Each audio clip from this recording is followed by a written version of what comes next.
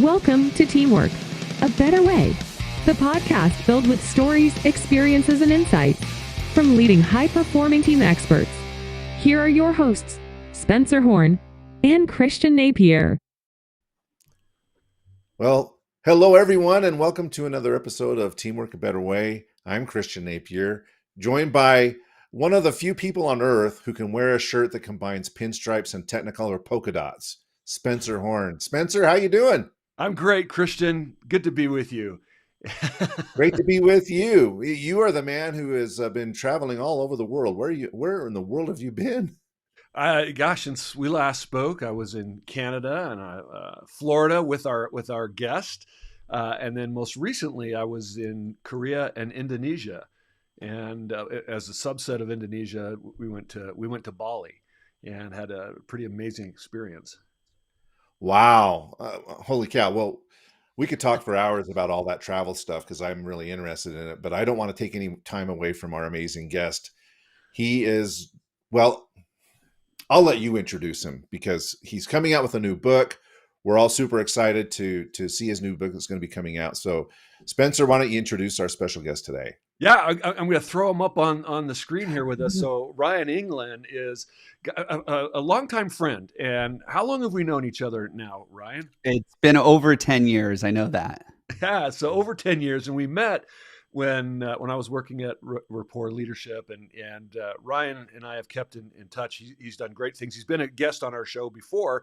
You know, you and I have talked to him about hiring the best people, and we're having him back today because just the experiences that he has garnered in the last, several years have really culminated in him creating a hiring process.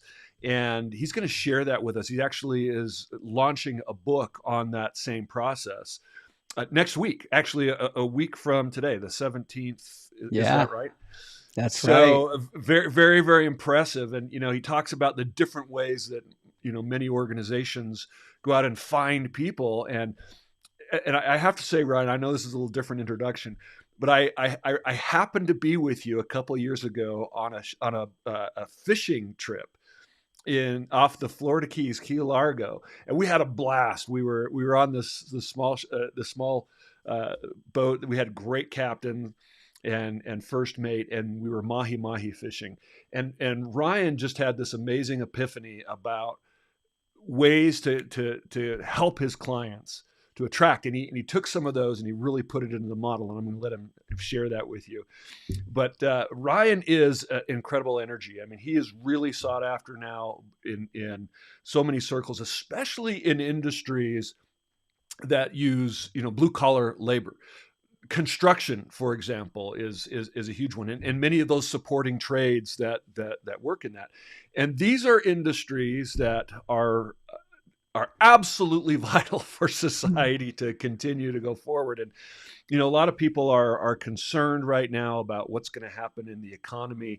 And I asked Ryan, and he's like, there's still a huge demand and need for people that can build things, that can get their hands dirty and make the world go round. And the problem is that many of those businesses and business owners are really struggling. And I think Ryan has cracked the code. And so I want him to share that with us. And he's going to share, a lot of knowledge. And I'm just going to, I don't know where you want to start. I think my first question for you, Ryan, is when people say, AI is just going to take over and we don't have to worry about labor shortages or an economy reset. Depression is going to solve all of our hiring problems and bring wages down, so we don't have to worry about all the crap that we're dealing with right now. I'm talking about from the business owner or managerial perspective. What do you say to that? I think that it's human nature to latch on to bad news and catastrophes and everything else. I mean, I think about back to, what was it? The world was going to end in 1999 because computers weren't ready for the 2000 switch. Like, we're always looking for the next big thing to talk about because it's fun. AI has been around for decades. It's only recently been cool enough that the media has picked it up and run with it. And so, yes, AI is going to start taking over some jobs, but not nearly as fast as a lot of the doomsdayers would have us believe. And so, but what about then the economy? Is because we're seeing it slow down, and that means that there's going to be a hiring market, right? In other words, it's been an employee market for the last couple of years, Yeah. but the hope is of many business leaders that that's going to switch around. What do you say to that? Well, I think the economy is going to impact us. It has in the past. We have 5 million more cars on the road in the United States today because everybody is delivering for Uber and Amazon and everything else. And as the economy shifts and people are buying less from these services, there's going to be less cars on the road. These people are going to figure something else out. But the gig economy has made it so that for a lot of people, they have options now. And those options means that they might not come to work for you. And if you're in an industry that had a labor shortage for the last couple of years or even the last decade, you're still going to have a labor shortage, even when the economy turns, because people have options now. I just want to. I just came back from Indonesia, as I said. You want to talk about the ultimate gig economy? I think it's a top 20 economy in the world. I mean, 77 million people live in about the size of a place about the size of Texas. But I rented a car in Bali because I wanted to have a full experience, and I'm telling you, 4 lanes of traffic in 2 lanes, but we've got the scooters and motorcycles are just flowing right at you if the opposite way, and just for whatever reason they scoot out of the way right as you come into them, but I saw these scooters, Ryan and Christian. It's like everyone was their own individual business. Some of them were carrying grass on their scooters. Why? Because they were. That's how they get the feed to the cattle. They had those little street tacos we have here. On their motorbike, they would have one, and they would just stop in the middle of the street and set up a shop, or they would have the taxis. There's called Gojek is an app. It's a taxi that you can call for a scooter, and the scooter picks you up. You put on a helmet and you get a ride. And it was just everybody. I mean, I've never seen so many people just flowing and coming and going. And it was amazing. And it's like the ultimate gig economy. Mm. Anyway, sorry, I know that's off topic. No, but I think it's relevant though. What it says is people have options, right? It's easier than ever to start your own business. The barriers to entry are non-existent anymore. Like you can just wake up today and say, I'm going to go start my own business and start something online, delivery, something. And when people have options, they're going to choose the options that are easy to get into and where they don't have to deal with the things that they're used to dealing with. I mean, I think one of the biggest issues we have is it's not that people don't want to work anymore. The reality is, and this is going to be hard for some people to hear, is that people don't want to work for you. People don't want to work in your industry because of what they've known, because of what they've heard, because of what they've experienced. And so until that's going to change, we're going to struggle with recruiting and hiring. Oh, Ryan, I couldn't agree more. I was just reading about how even the review process is creating disengagement just by how managers are giving feedback in the review process, just how they treat people. People want to work for people that care about them. Anyway, Christian, you got some thoughts. Well, it's really just riffing off of the conversation that you guys are having here, which is, all right, there are a number of industries who are still facing labor shortages. They're facing those shortages, as you mentioned, because people have options and they're making a choice. I want to go here. I don't want to go there with you. So how are you helping organizations, and how does this tie into your book and your process to say, hey, come over here. The water's warm. It's great. Come work in hospitality. Come work in construction with us. Why do I want to go work outside in the heat? Well, how are you helping these organizations actually overcome these barriers and position themselves as attractive options to people like me or whoever who might be looking for a new opportunity? Well, I think you just said it right there. We need to give up on this idea that we have to go looking for people and we have to find people. And what we need to think about is, how are we attracting people? I mean, you just said it. How do you become attractive? How do you attract the right people? And that's where that fishing analogy came into, and I'll dig into that in a minute. But if you're not attracting good people, the reality is you may not be attractive to good people. They might not like what they see. They might not like what they hear. And if that's the case, you're going to continue to struggle. So you have to shift and get rid of this idea that recruiting is an HR activity, that it's compliance driven and legalistic and all of that. And you have to move to the idea that recruiting is a marketing activity. And that's a big part of what we talk about in the book, is that you have to shed this idea that it's an HR function and say, how do we get my marketing team involved so that we become more attractive to the people we want to attract?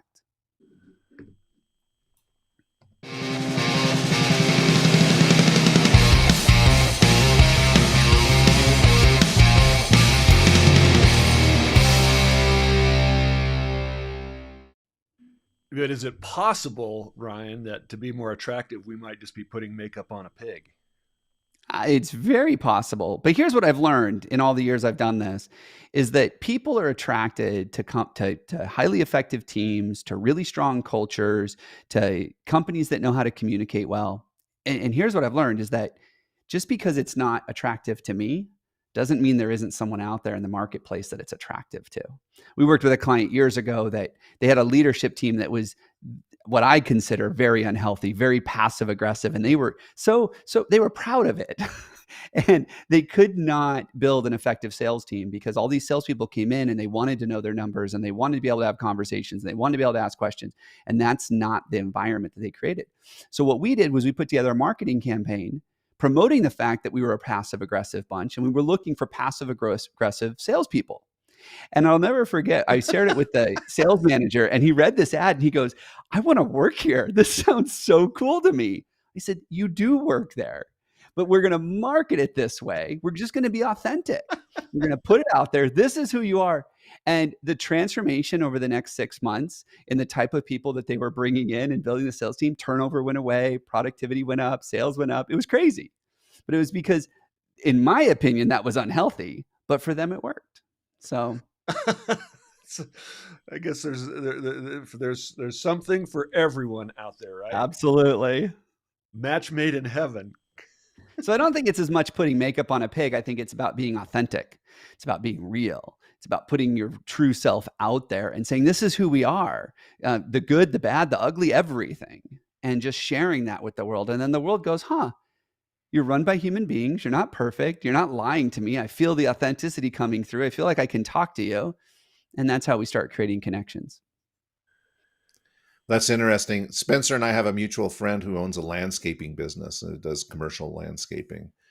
It's a trade. It's one of those trades that's difficult to find people. Yeah. But earlier this year, I had his crew come out to even though it's residential, not commercial, but he's doing a favor. But you get special treatment. Buy a Mexican food, he'll do anything for me. But the thing is, I was having some problems with my sprinklers, and he had a couple of guys come out and take a look at the sprinklers, and I was having a conversation with one of them, and he said, Patrick, who's the owner, he's unlike any business owner that I've ever worked with.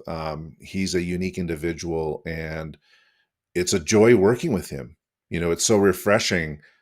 And that made me stop and think, even in a, quote unquote, unattractive blue collar business like landscaping, whatever he's done, he's made himself attractive to people.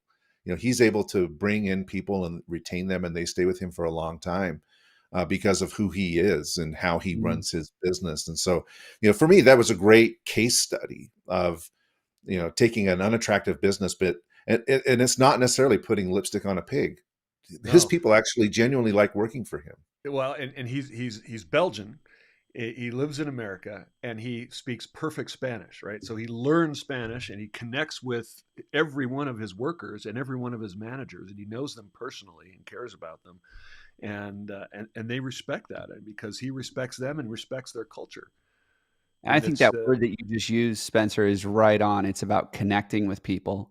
And that's what I think is missing in the last 10, 15 years in this economy, in this country, is that employers have forgot that it's about human connection. It's about giving people a place where they feel like they belong, and a place where they feel like they enjoy that. Remember, we were not built to work. We were built to have a life, and work supports life, not the other way around. And so when we ask people to leave their friends and their family and the things they do for fun and come work for us for 40 or 50 hours a week, if we cannot provide them with that family environment, that connection, or the friendships, or the fun, they're going to leave us for someone who will. Because there are industries out there are companies out there that are doing these things, that are realizing that connection with our team and giving them a place where they feel like they belong is more important than how much we pay them.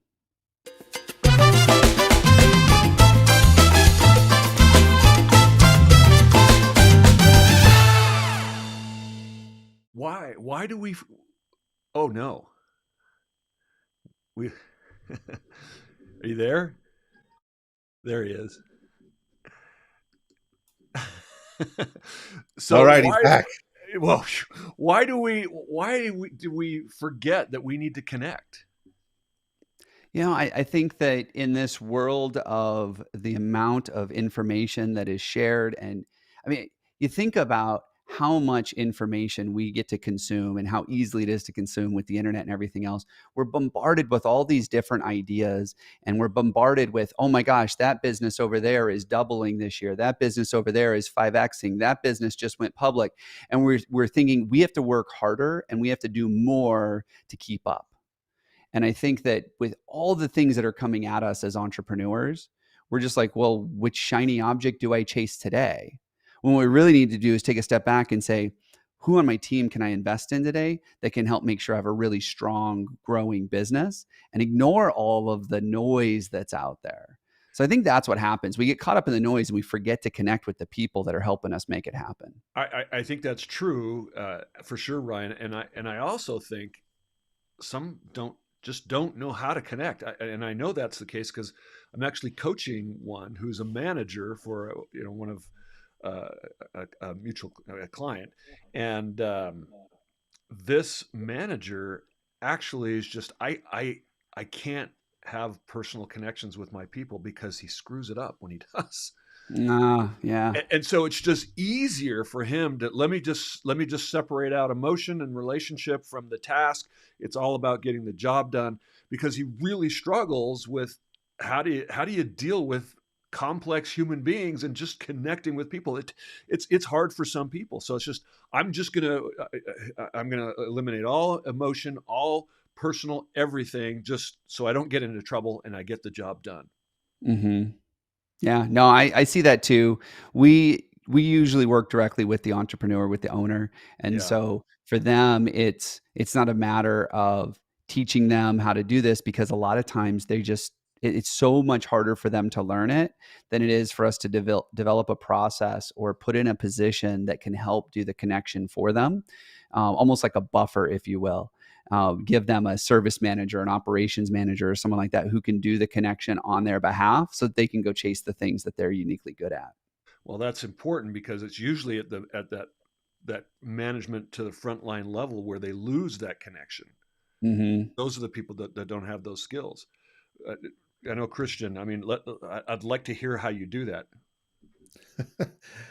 Well, it's a good question. Coming from my own personal experience, I'm an introvert by nature. So my bias is to just kind of hole up and do my things, here in my office and not connect with people. But what I have found through the school of hard knocks is if I do that, I'm not doing anybody any favors, including myself. I'm just hurting myself, and I do need to connect with people.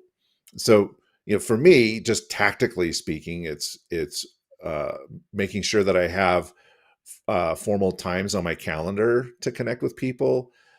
Because if I don't schedule a meeting, then I just won't talk to people. So I need to make sure that I block out time, make time to connect with individuals, at least on a weekly basis.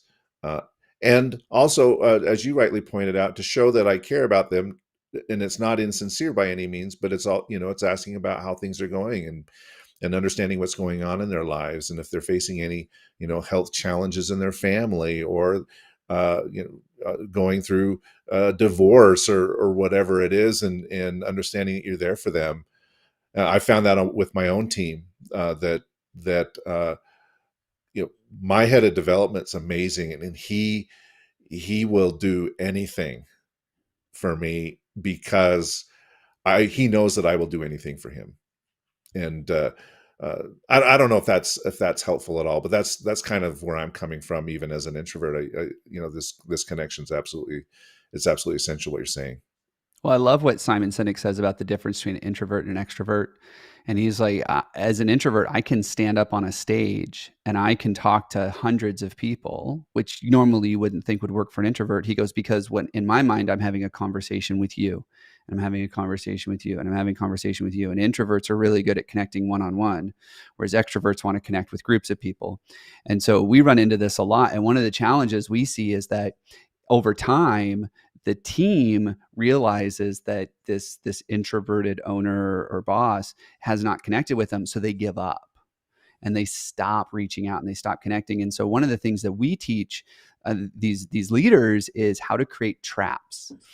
And you've already just said it. You put things on your calendar, you hold to your calendar, you make sure that you put time on there to have these conversations. I call those traps, because now if you're the kind of person that follows a calendar, you're going to fall into that trap and go, well, I better get out on the floor and go meet with John because I put it on my calendar to meet with John.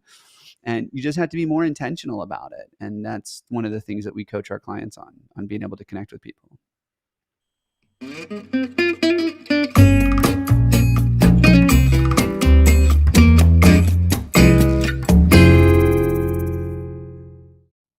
I'm trying to keep my eye out for questions online, but why don't you get into, if you don't mind, the book, and especially the model, the Core Fit hiring system. I downloaded it here and I put it up there.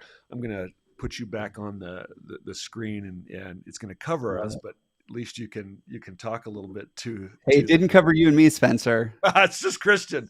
I'm like the Mike Wazowski of this conversation. No,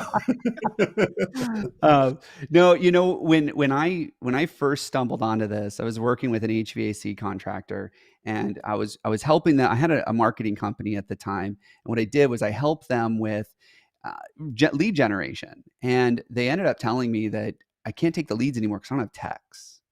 And I said, well, let's see if we can solve this lack of technicians problem. I have a background in this, and recruiting is a marketing activity. And so I set out to do this.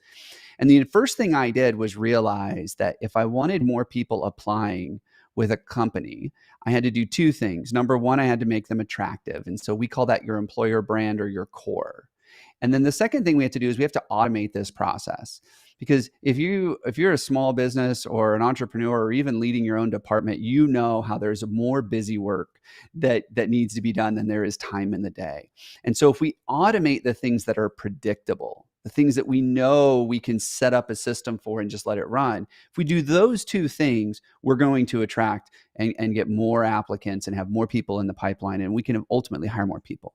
So that's where we started this. And at the time, I wasn't thinking we were going to build a process. But then what I realized real quickly was that, okay, we have these two things done, which on this model here are core. That's the employer brand, your values, your vision, your purpose, wrapping it up into a core story so that you can really. We are passive aggressive. Come work for us. Exactly. And then you automate, which is using technology and systems and software to help you automate building the funnel and building a bench. You do those two things. Well, the problem is now I turned it back over to the entrepreneur, and they fumbled through it because they didn't know how to interview people. And so that's where we ended up with adding this process of interview, where we teach our clients the Core Fit screen and the pullback offer, which is a very different way to interview than a lot of people have done in the past. In fact, it's the one part of our program that people just say, this is straight up disruptive. Like, this is going to change our industry. It's going to change our business, the way we're interviewing. And so we taught them how to interview. And then what we realized was they wanted to take things over from us at that point. And they said, hey, we got it from here. We're good. We've got our technicians. We'll go figure it out. And the idea of helping them understand who was the right person, how to attract the right person, everything else is what led us to the one component that I skipped over, which is find. And that's really understanding who is the right fit for your organization. What are their behaviors? How do they think? What are their career goals, their personal goals? And how do you wrap that up into a marketing plan so that you can always be in front of people when they're ready to make a leap? And so Okay, but that's the whole right half of our model, and it's the recruiting side, and that's what we set up. this sounds exhausting because It can be. here's what's happening. I mean, most companies are shorthanded already, and so it's like we just got to plug the dike and Yeah. get somebody in there, and then end up creating a worse problem because they're not slowing down and doing what you're saying because they're just like we got to hire And somebody. turnover ends up being 400%, and injuries are through the roof because we're not taking the time to hire the right people, and customer service is down because we're not hiring the right people. And so I hear you, and that's what happens. But it ends up having this domino But effect. how do you get them to buy in that we've got to slow down and back up? Well, that took me a couple of years to figure out. But what I figured out is that in almost every business, there are 2 or 3 key things that we can do to get them results right away. And when I say right away, I mean within 10 to 14 days. Like, it's quick. That's right away. Yeah, that's right away. Because some of them have holes that they haven't filled for a year or two. Yeah. And so what we've learned is that there are a couple of things that people don't do well, just consistently across the board. And they're not the fun things. And I think that's why they don't do them. Because what's fun is waking up on a Monday morning and seeing a pipeline of 400 new applicants going, woohoo, there's a diamond in there somewhere. But then what happens inevitably is they look at those 400 applicants, they go, I don't have time. So one of the first things we do is we teach them how to set up automation to filter through all the applications that are coming in. And let almost creating that sorter that is going to say, here are the 5 that you need to talk to. And so we have a way we do that. And I know there's somebody listening right now going, yeah, well, I wish I had 400 applications. I'd be okay with just 4. And so then that's the next thing that we do is we say, okay, what's your job ad really saying? That thing that you're posting on the job boards or that you have on your website, let's make that really, really clear. And so when we solve those 2 problems right away, I mean, they get results. And all of a sudden, the quality of people applying goes up and they're just more excited. And what I've learned is that if I can get them excited fast, I can keep them going long-term through some of the exhaustive stuff as we build it out for them. That's good. Excellent. Yeah. Well, I remember from our previous conversation at the beginning of the year, one of the things that you touched on was the job boards. It's kind of tricky, right? Because it's possible that the best people, the right people, aren't even on those boards. Mm-hmm. And so how do you find those people who aren't on those boards? Because maybe you don't want to have 400 applicants. Maybe you want to have 12 of the right applicants and not 400 of the wrong applicants, right? And so I remember one of the things you talked about was employee referrals. Is that something that you're still talking about in your book, or you're still working with on the clients on employee referrals? Yeah. Once we fix those first 2 things, identifying who the right people are so that we can screen them better, and then being able to put a better job ad out there, it makes employee referrals so much easier. And the employee referral program is a great tool. But what we found is that a lot of people are burned out on it. They have one, they've put an employee referral program together and it never worked. Or maybe it worked once or twice and they've just constantly put pressure behind it and they can't get it to work again. So they're burned out. But once we fix those 2 things, how we screen people and what we put out there as a way to present the job, then we can go back to the employee referral program and create a program that actually ties to your values system so that you start attracting the right people and you start motivating your team with the right things so that they go out and they get you in front of the right people. And one of the things that we teach them right away is, how do you equip your team? You have to remember, if you've got a contractor out in the field and they're out there and they're visiting the homeowner, or they're out on the job site, or they're on your factory line, they're not recruiters. They don't know how to have this conversation. They go to their friend and they're like, hey, Scott, I know that your wife is still mad at me because, my crazy ideas, but hey, if you quit your job and you come work where I work, my boss is going to pay me $500. Like, do you think your wife would go for that? Like, tell her you're going to quit your job and come work somewhere else. Like, that's why employee referral programs don't work. We forget to equip people. And that's why we need better ads. We need better marketing, because then we can go to them and say, hey, here's why this is a benefit to you. This is why your wife's going to support this decision this time. And if we're not doing that, that's why employer referral programs aren't working. And so we have to flip them on their head and say, how do we equip our people to have these conversations with the people that are important to them so that they make the right decisions? You dropped a bomb a minute ago and just kind of left it there, didn't close it, and that is that you're disrupting in the interview process. Yeah. So are you going to finish that thought, or are we just going to leave Absolutely. us hanging? Well, here's the thing. Most people think that an interview is about getting someone to come into the office or meet us at the job site, and we're going to talk about the things that they can do. We have to remember, people don't leave jobs, they leave managers. People leave people. And so if we know this to be true, during the interview process, what we need to be doing is presenting ourselves as the people they want to come work with, not as someone who has a job that they can go do. They know what it takes to do the job, especially if we're hiring someone with skills. But even if we're not, what we need to do is we need to know more about the person's behavior and less about the activities that they do. And so our interview process, one of the reasons it's so disruptive is we encourage all of our clients to spend more time with the candidate.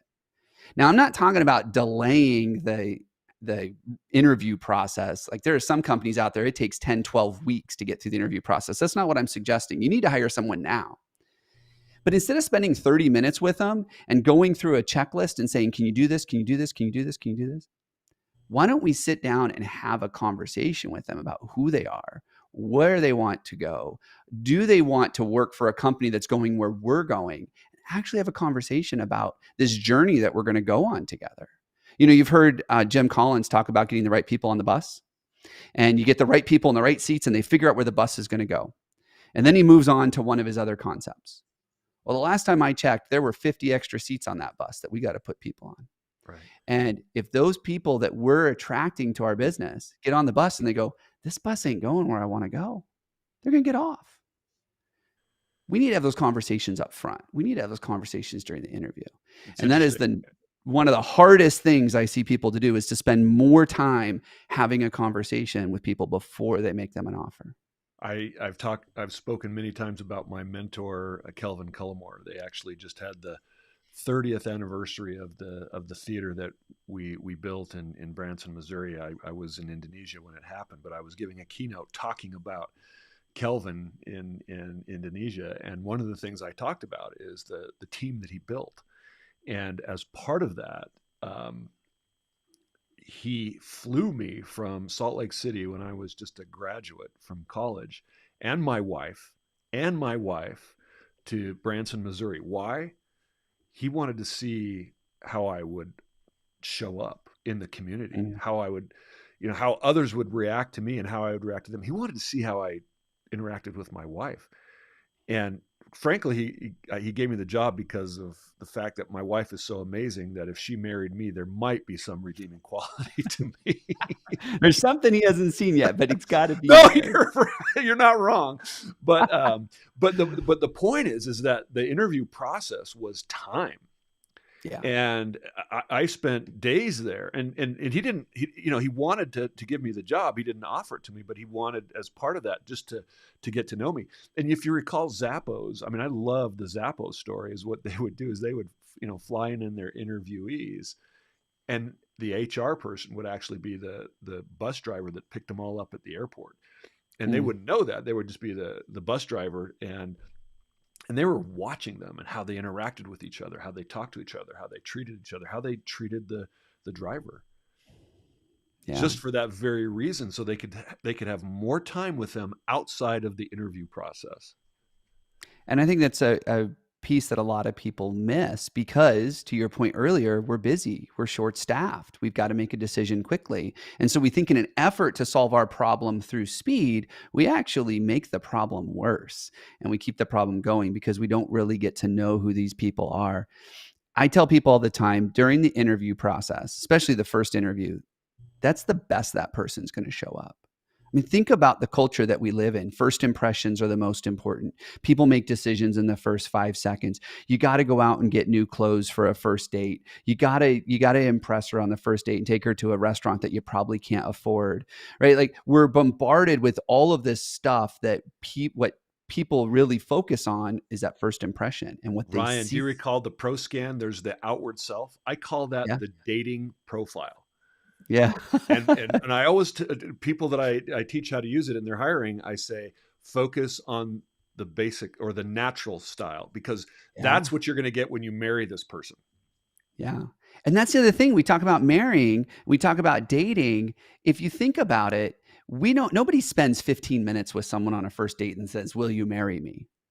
We spend time getting to know them. Right. Yet we spend 15 minutes in an interview and go, "Where has this person been my whole life? This is the one." And we make them the offer. And then 3 weeks later, we're like, "Who is this person? This isn't who I interviewed." And you're right. It's not the person you interviewed because you didn't interview anyone. You didn't spend time with them. You brought them in. They could form a cohesive sentence, fog a mirror, and you said, "This is the one." They could fog a mirror. Yeah. It's the bachelorization of hiring, right? It's just, but I've got a question. You talked about how important it is to bring on the right people. I mean, that resonates with me. In one of my clients, I've done over 1,000 interviews of staff members for them. And one of the questions that I've asked is, what advice would you give to someone coming on? And the number one piece of advice that was given over 8 years has been hire experienced people. It's the number one piece of advice that has been shared. But sometimes there is a concern, which is the right people might be too expensive and my budget's not going to allow me. So how do you go about reconciling a perception, because it may not be reality, but a perception that bringing in the right people, well, the right people are just too expensive. And so I just have to go with whoever I can find because I don't have the budget to bring in the quote unquote right people? Yeah, I think there's two conversations that come out of that. One is, if you can't afford the right people, why are you not training and investing in the right people? Maybe we just don't have the skills, right? Like that's one conversation. I don't want to go into that one. I think the other conversation is the right people are going to come work for the right company, and trusting that the income is going to come. So one of the things that we talk a lot about is, I believe if you're hiring the right people and you're making good, strong business decisions, you're doing it because there's a return on investment to the business of the person you're hiring. And if you've got, let's say that you want a 3-to-1 return on investment, so you pay them $50,000 and you're able to attribute $150,000 in revenue or profit or whatever the calculation is to that employee. Well, what happens if they make you $250,000? 300,000, 500,000. There's an opportunity for you as the business leader to share in that win with the right people. And the right people will want to know that they're sharing in the win. And so there's opportunities. If you just because you can't pay them the base does not mean that there isn't an opportunity to be able to afford the quote unquote right people that you're looking for.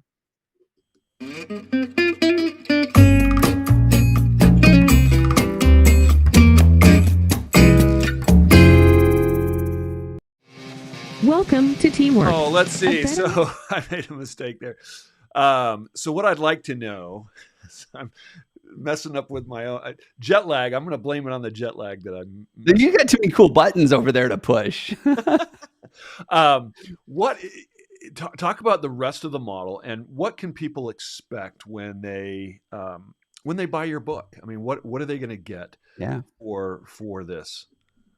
So when they get the book, they get a breakdown into the whole model. We go into all 7 components of the model. We talk about how they can implement the things, very tactical. This is a book that is very tactical. Yes, there's some strategy in it, but at the end of the day, the reality is people need to know how to do this stuff. And that's what we do in the book. That's what we break down is each of the components. Some of the components they're deep and we aren't able to get into everything inside the book. So there are some things that we just touch on, but I want to introduce the tools. I want to introduce the processes. I want people to know how to make this happen. So that's what we do in the book. Regarding the rest of the model, I made a comment earlier that some people don't have hiring problems. They have retention problems. And I think that some of that comes from the fact they're not making good hiring decisions. So if we fix the hiring, we'll help with retention. But then there's still the retention component, and that's the left half of our model. So if we want to retain people really well, we might make sure we onboard them well. And here's the reality in onboarding. A lot of people think, oh, onboarding is systems training or it's compliance. No, onboarding is the building and re-energizing of the relationship. You've probably heard it in the marriage world. You have to date your spouse. You have to keep things alive. Well, guess what? You have to onboard your employees ongoing, because the person that you onboarded 2 years ago, you've probably made a lot of changes. You've probably things have changed, and if you're not constantly onboarding, constantly re-engaging in them, then you're going to lose them. And so that's what the onboarding piece is. The 2412 launch is our 90-day onboarding program. And then we say, okay, well, now that we've onboarded them, after 90 days, how do we keep them engaged? And you'll notice there's a lot of conversations here that are happening, but one of them we call the Growth Accelerator Program. And what that is a program. It's usually a 3-year program that is designed to get the employee from where they are to where they want to be personally. This is not a professional growth plan. This is not I'm going to get them more training so that they can be better at being an employee. This is, how do we get them training so that they get to be better at winning at life? What are their personal goals? How do we help them achieve their personal goals? And we call it the gap. And it's a Growth Accelerator Program. It's the gap from where they are to where they want to be personally. And when you invest in someone personally, it's amazing how much they're going to reciprocate and invest in you. Because people I love that. I'm interrupting you because I actually have a client that is in the construction trade, and he is doing exactly that. He has people that have worked for him for a long time, and he's very involved in their lives personally. Why? He wants them to have great relationships with their children, with their spouses. It just makes them better employees. But that's not the only reason why he does it. It's just that's part of who he is and what he believes. And as a result, he's creating a culture of where people care for each other, and that's goes back to connection. Right? You talked about connection, but it's amazing that when you do that, people become extremely loyal. And I felt that about Kelvin that I talk about all the time. He was not just my boss. I mean, I feel like he was a father figure. We had holiday events together. I mean, I'd left my family to be far away. He was a friend. We went to church together, and so that was difficult. I had multiple relationships that I had to navigate, but made me a better person just because of of the respect that I had for him. It wasn't just, all right, this is my employer. It was not transaction. I mean, it was not transactional. It was transformative. Yeah. And that's what that Growth Accelerator Program is all about. Remember, I said creating traps. And so for a lot of people, it's not natural to think that way. They want that, but they don't know how to get there. It's not natural for them. So we say, let's put together an employee-led Growth Accelerator Program with milestones and touch points and key pieces that you can help invest in them personally. So that's what we're doing in Engage. And then finally, the last part is assess. And I want to be really clear. This is not about assessing your team. This is about assessing the process. So assess here is looking back at the other 6 components and saying, where did we hit the mark? Where did we miss the mark? How do we evaluate our successes? And then how do we take the things that we didn't win at and implement those changes? And so within each one of these components, there are data signals, KPIs, if you will, that we can look at and say, is it working? Are we attracting the right people? Are we getting those 12 applicants that we really want to talk to versus the 400 garbage ones? Are we spending too much time working on the things that are predictable? When we spend the hours that we need to during an interview and getting to know somebody, are we getting the return on our investment there, or are we not? Looking at each one of these components and saying, is the data in line with where it needs to be? And if not, what changes should we be making to go through that? And that's actually was one of the hardest chapters to write, actually, because there are so many different ways we could go with this. And so what we did was we distilled it down into really the top 5 or 6 things for each of the components that you should be looking at that we see being very consistent, where people are struggling and having problems, and then giving them some ideas on how to overcome those. Well, one of the things that I really like about what you've just presented, Ryan, in particular with this assess, for a business owner like me, a small business owner who tends to be a perfectionist, I hesitate to do things because I I worry that they're not going to be perfect and they'll screw up. But what you're saying is it's okay to not be perfect, because we've built an iterative process where we can continue to learn and evolve. So don't sit there and, spend too much time trying to make the perfect process. Just get something going here, follow these steps, and then after a time, then look where you are and make corrections, and it's okay. So I really like that approach that you've created here. It resonates for people like me who tend to procrastinate because it's not perfect. Thank you. And I get it. I tell myself every day, and we say it at our team every day, it's progress, not perfection. Because I can't tell you how many times I've sat around and said, it's not perfect, it's not perfect, it's not perfect. And then somebody finds out that I've been working on something for 2.5 years, and they're like, I could have used this 2.5 years ago. It would have changed my life. And I'm like, but it wasn't perfect. It's still not. So. Well, gosh, Ryan, this has been great. Anything else that you feel like we haven't covered? I mean, you pulled that huge bull mahi mahi on board, and what happened? What snapped in your mind? You know what? I think that the shift really solidified for me because I actually created a keynote called "How Learning to Fish Taught Me to Recruit Better Employees."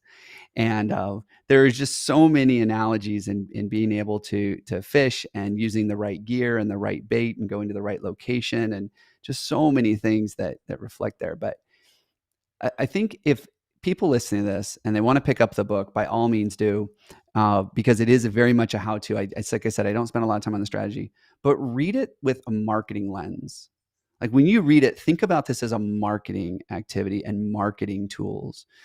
And the people that embrace that shift in thinking when it comes to attracting and retaining the right people and think about it from a marketing perspective, those are the people that get there's just the phenomenal, like unbelievable results because they never thought that stuff would be possible. So Ryan, tell us when the book's coming out, where people can find the book, how people can connect with you, learn more about what you're doing to help organizations hire better, faster. Yeah. So the title of the book is Hire Better People Faster. And you can find it on Amazon or any of the bookstores. We've got an audiobook that'll be coming out with it as well for those of you that don't like to read but would prefer to listen. And if you go to hirebetterpeoplefaster.com, once you purchase the book, we've got 12 bonus downloads for you. A lot of the templates and tools that we talk about in the book but didn't have room to put them in, you can download them from that website and put some of these things into practice right away. And then if you're interested in more information, more education, or even learning about my podcast, you can go to corematters.com, and all of our information is there. And easiest way to get a hold of me would be through corematters.com.